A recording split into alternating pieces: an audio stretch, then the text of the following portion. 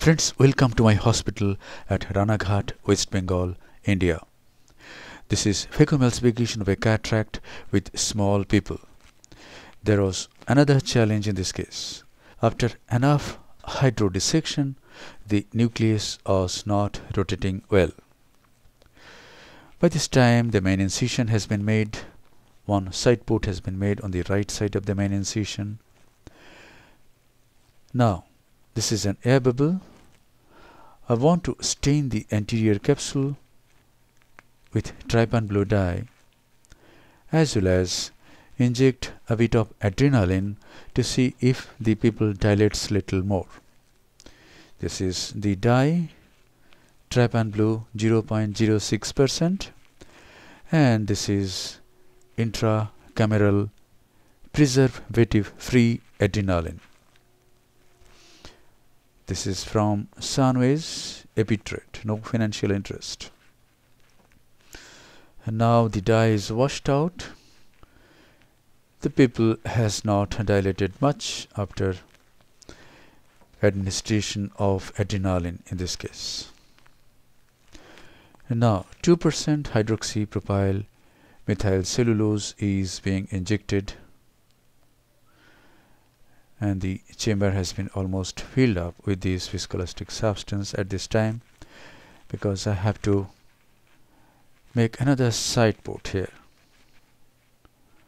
So I didn't underfill the chamber at this time. Now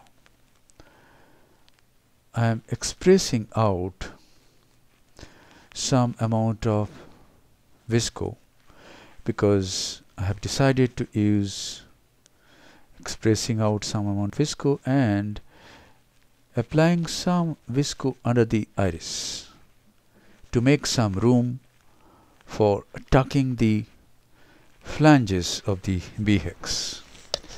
And this is the B hex. This is what happened is the trailing end was stuck in the wound, so I did tuck the leading flange at on-go, and in this case I am tucking the flange at on-o'clock first. Yes, the flanges with manipulation holes are tucked under the iris, and these are the alternate flanges. Now I go through the left side port. The forceps being used is 23 gauge B hex forceps designed by Dr. Suven Bhattacharjee. The B hex device as well as the forceps. And now some more visco, and it is applied over the corneal epithelium for better visibility. And now I am taking a 26 gauge bent needle, going through the right side port, incising the capsule and raising a big flap. Now I take a utrata forceps, hold this flap and go along the border of the pupil to get an adequate sized rhexis. Yes, so I am getting a rhexis of about 5.25 millimeter. That's it. And now hydrodissection is to be done. This is BSS being passed underneath the anterior capsular rim at multiple points, but in this case the capsulocortical adhesions were probably more than in other cases, and I could not rotate the nucleus even after enough hydrodissection. You see that the nucleus is not rotating, so I'm doing some more hydro here.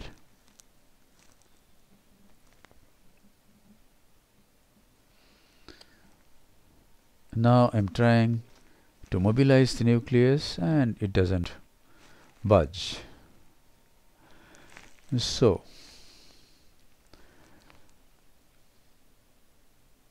I decided to proceed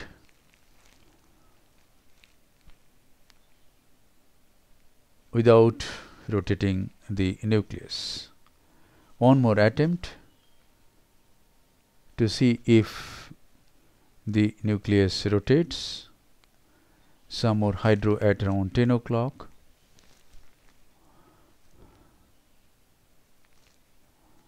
Some more hydro at around 3 o'clock. Even then, the nucleus didn't rotate nicely.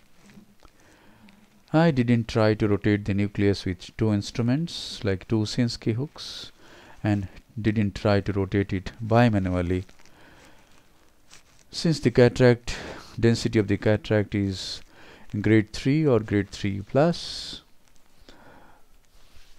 I will be able to manage even if hydro is not done. So here I proceed.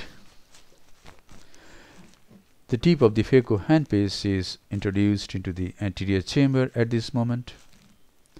Some superficial cortical matter is removed.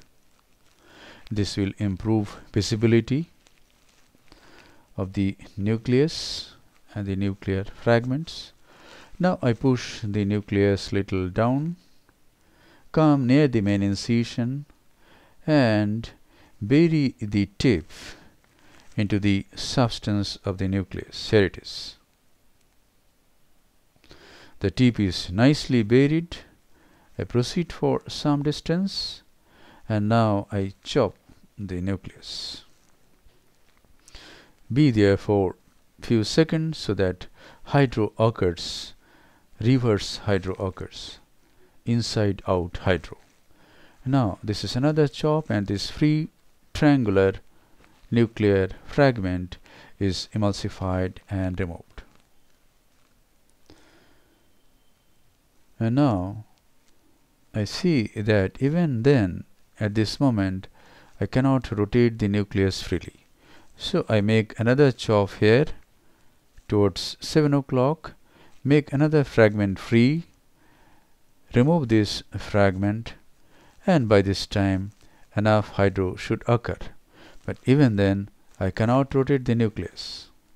So I come out, inject some visco, and now I will try to rotate the nucleus bimanually.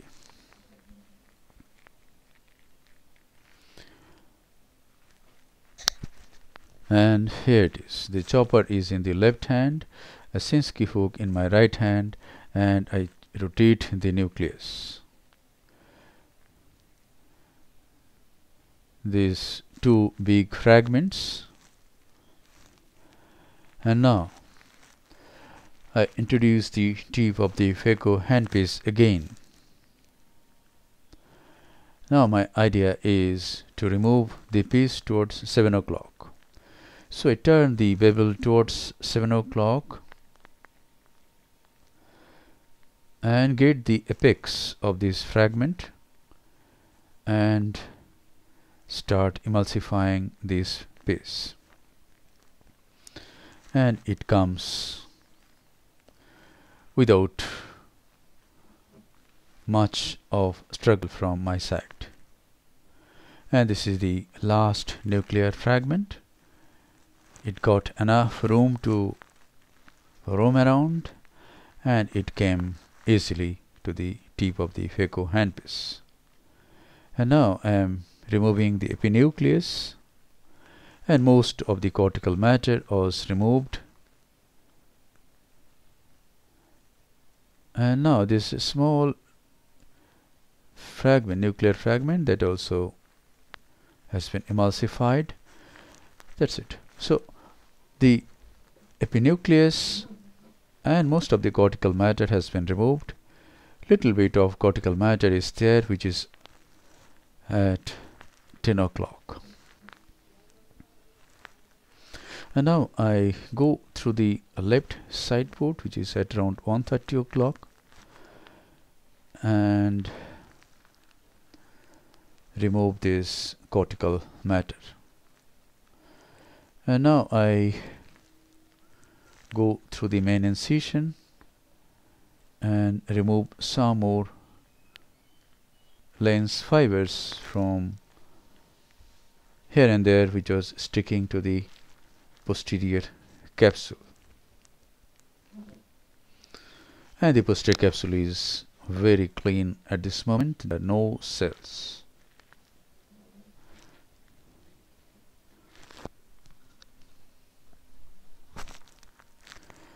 And now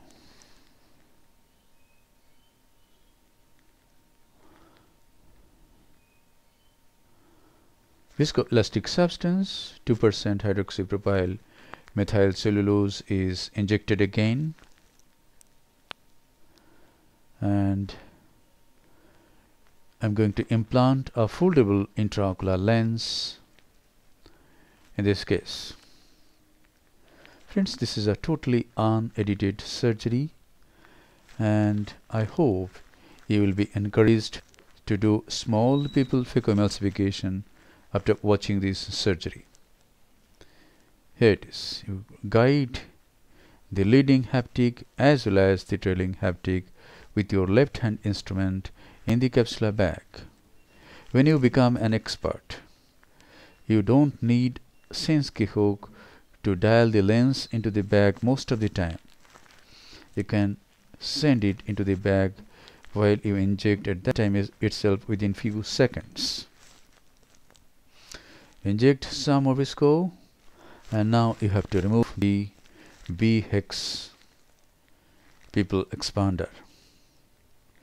Hold the flange which is at 3 o'clock above the iris, pull it centrally and go again towards 5 o'clock, and the whole device will come into the anterior chamber. And now you gently pull it out. That's it. So, and now see, the size of the shape of the pupil is almost round, and the pupil is again small. And now there are a lot of viscoelastic substance. Visco is in the bag, visco is in the anterior chamber angle. So we have to spend some time for removing this viscoelastic substance. Since this is a totally unedited surgery and I want to show you everything, I am not editing this part even. So you go behind the IOL, irrigate the bag, be in front of the IOL, irrigate the anterior chamber with your Simcoe. If you don't like Simcoe, you can do it with your irrigating probe of bimanual IA for a longer time.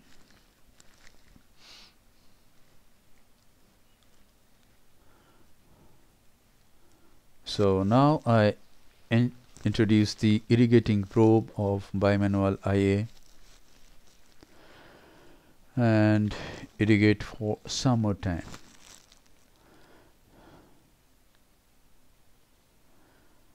Irrigate the anterior chamber angle over the iris.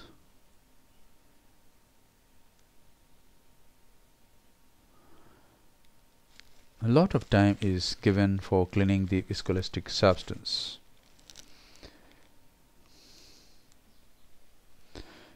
I didn't go behind the IOL with this. Now I am touching the iris to make the pupil more round. And now this is a little bit of moxifloxacin. Now the side ports are to be hydrated. This is BSS, hydrating the stroma on either side of the stab incisions, and these stab wounds become watertight. Now this is the final lavage of the anterior chamber. Friends, I hope this video will encourage you to do small pupil phacoemulsification, will encourage you to use B-Hex pupil expander, which is very good and very much affordable. Thank you very much for watching. Hope this video will help you in developing your surgical skills.